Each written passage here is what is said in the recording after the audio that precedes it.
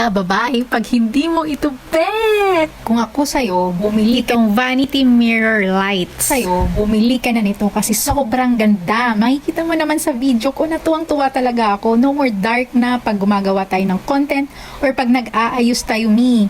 If mahilig ka din naman mag-selfie, super need mo Tatlo ito. yung colors na pwede kang Nakakaganda kasi meron siyang lighting. 10 yung bulb lights niya with adhesive tape na easy lang talaga siyang i-install. Super perfect to me sa mga may mirrors. Di lang to sa mga may salamin. Pwede to sa lahat ng pwede mong paglagyan ng mga madidilim na area kasi malakas yung ilaw nito. Pwede rin to kung aalis ka and kailangan mo ng ilaw, magdadala ka lang ng power bank and isasaksak mo lang siya, iilaw na siya. So all around tong bulb na to. So ano pang inaantay mo, Mi? Mag-order ka na. Pag may tanong ka, mag-comment ka lang. Gustong gusto ko yung merong mga nagtatanong para masabi ko kung ano talaga ang meron sa product na yan.